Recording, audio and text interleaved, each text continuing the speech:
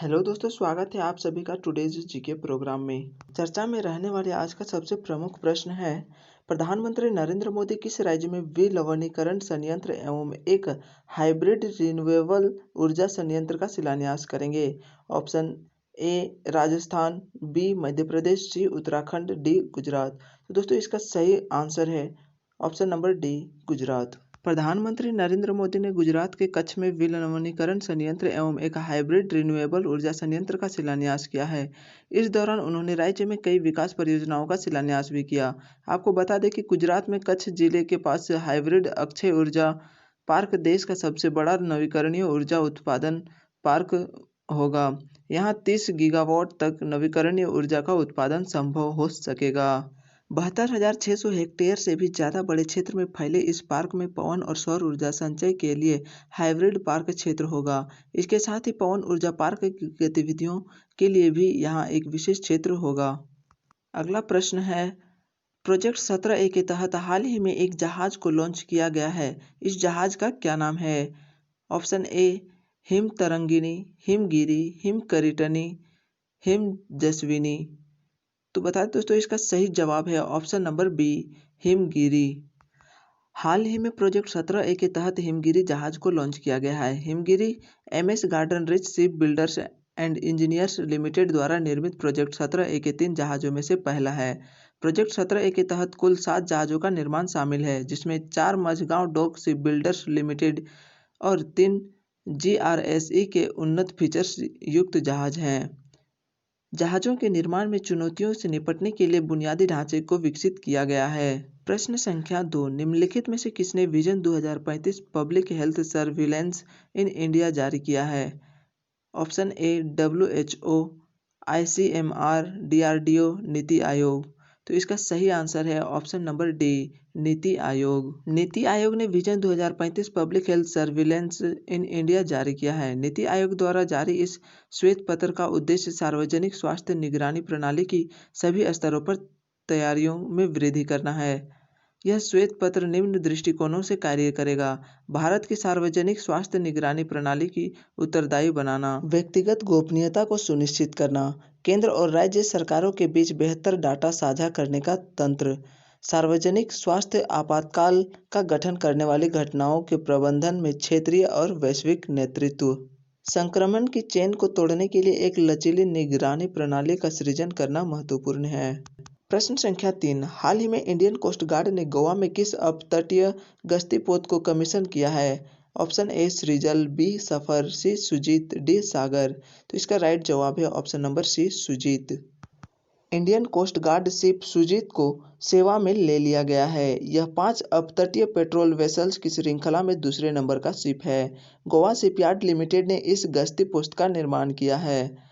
यह पूरी तरह से स्वदेशी तकनीकी पर आधारित है, जो कि प्रधानमंत्री मोदी के मेक इन इंडिया विजन के अनुरूप है। प्रश्न संख्या 4, खबरों में रहा सैन इसिद्रो आंदोलन किस देश से संबंधित है?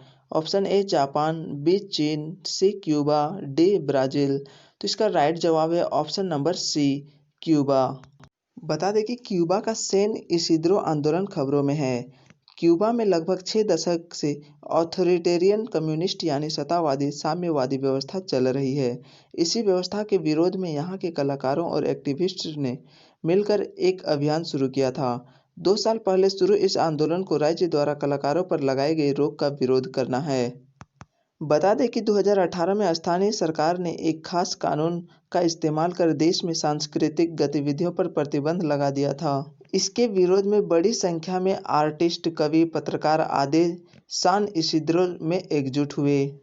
प्रश्न संख्या 5, हाल ही में HD 106906b नामक एक बाह्य ग्रह खोजा गया है, जिसमें प्लेनेट 9 जैसी विशेषताएं पाई गई है। यह पृथ्वी से कितने प्रकाश वर्ष की दूरी पर है? ऑप्शन ए 330 प्रकाश वर्ष, बी 336 प्रकाश वर्ष, सी 236 प्रकाश वर्ष, डी 366 प्रकाश वर्ष। तो इसका राइट जवाब है ऑप्शन नंबर बी, 336 प्रकाश वर्ष।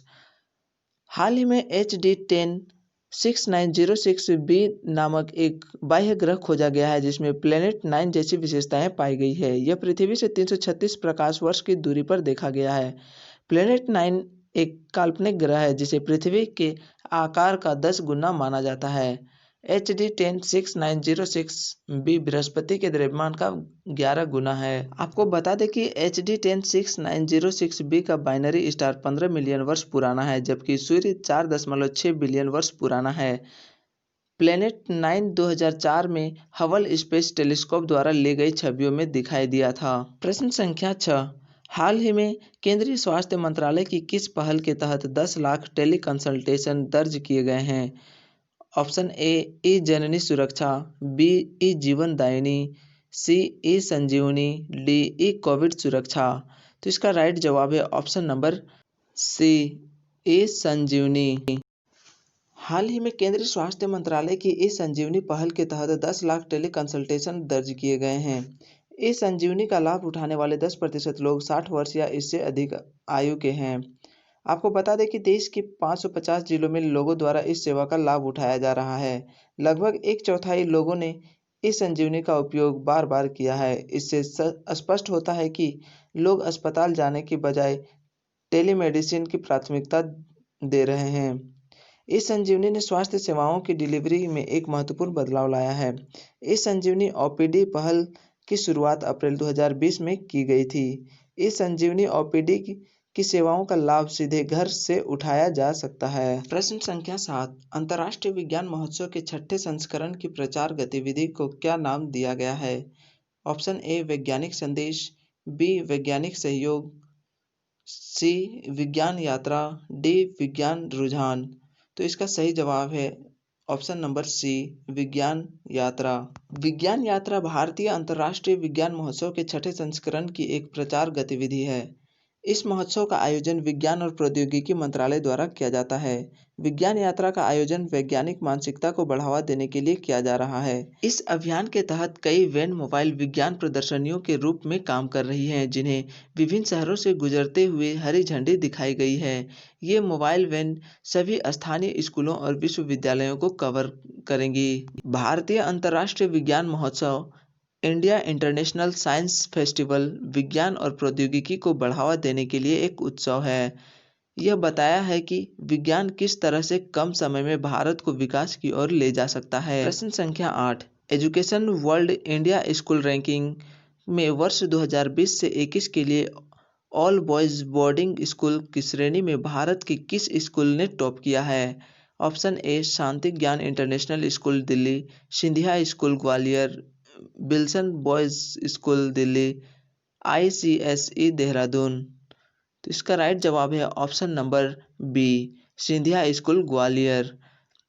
Education world India school ranking AWISR ने 2020 के लिए देश भर के बोर्डिंग स्कूल की रैंकिंग जारी की है। वर्ष 2020 से 21 के लिए ऑल बॉयज बोर्डिंग स्कूल की श्रेणी में सिंधिया स्कूल ग्वालियर ने टॉप किया है।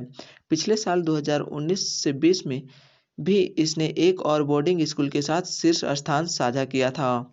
सिंधिया स्कूल न केवल समग्र रैंकिंग में सबसे ऊपर है, बल्कि शिक्षा के 4 प्रमुख मापदंडों पर भी सर्वश्रेष्ठ आंका गया है, जो समग्र सर्वेक्षण का ही एक हिस्सा है। शैक्षणिक उत्कृष्टता यानी एकेडमिक एक्सीलेंस, शिक्षक कल्याण और विकास यानी टीचर वेलफेयर एंड डेवलपमेंट, छात्रों पर व्यक्तिगत ध्यान इंडिविजुअल अटेंशन टू स्टूडेंट्स, नेतृत्व और प्रबंधन की गुणवत्ता यानी लीडरशिप एंड मैनेजमेंट क्वालिटी।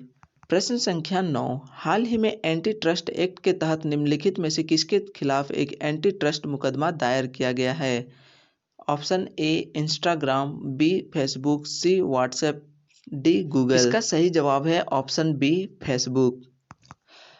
आपको बता दें कि हाल ही में यूएस के फेडरल ट्रेड कमीशन ने एंटी ट्रस्ट एक्ट के तहत फेसबुक के खिलाफ एक एंटी ट्रस्ट मुकदमा दायर किया है। यह कंपनी इंस्टाग्राम और व्हाट्सएप के अधिग्रहण के लिए सवालों के घेरे में है। मुकदमे के अनुसार फेसबुक के कई एक्शन उपभोक्ताओं को प्रतिस्पर्धा के लाभ से वंचित करते हैं। इसका उद्देश्य फेसबुक के प्रतिस्पर्धा विरोधी आचरण को खत्म करना है और प्रतियोगिता को बहाल रखते हुए नवाचार को बढ़ावा देना है। एंटी ट्रस्ट महाभियोग अधिनियम 1890 में पारित यूएसए का एक एंटी ट्रस्ट अधिनियम है। इसका मुख्य उद्देश्य अमेरिकी अर्थव्यवस्था में स्वास्थ्य प्रतिस्पर्धा को बढ़ावा देना था। प्रश्न संख्या 10, हाल ही में रोड्डम नरसिम्हा जी का निधन हो गया है। वे किस क्षेत्र से संबंधित थे? ऑप्शन ए मूर्तिकार, बी संगीत, सी लेखन, डी अंतरिक्ष वैज्ञानिक। तो इसका सही जवाब है ऑप्शन डी अंतरिक्ष वैज्ञानिक। हाल ही में देश के प्रख्यात अंतरिक्ष वैज्ञानिक रोड्डम नरसिम्हा जी का निधन हो गया है। उन्होंने प्रतिष्ठित भारतीय विज्ञान संस्थान आईआईएस में अपनी सेवाएं दी। अंतरिक्ष विज्ञान के क्षेत्र में उनके योगदान के लिए 2013 में उन्हें पद्म विभूषण से सम्मानित किया गया था। हाल ही में ऑस्ट्रेलिया के पूर्व क्रिकेटर खिलाड़ी एरिक फ्रीमैन का भी निधन हो गया है। दोस्तों आज के सेशन को यहीं समाप्त करते हैं। तो दोस्तों मिलते हैं अगले नए वीडियो में। अगर वीडियो पसंद आए तो इसे लाइक कर लें और चैनल को सब्सक्राइब कर लें। साथ ही बेल आइकन को भी दबा लें ताकि आने वाले हर वीडियो की नोटिफिकेशन आपको सबसे पहले मिले। Thanks for watching.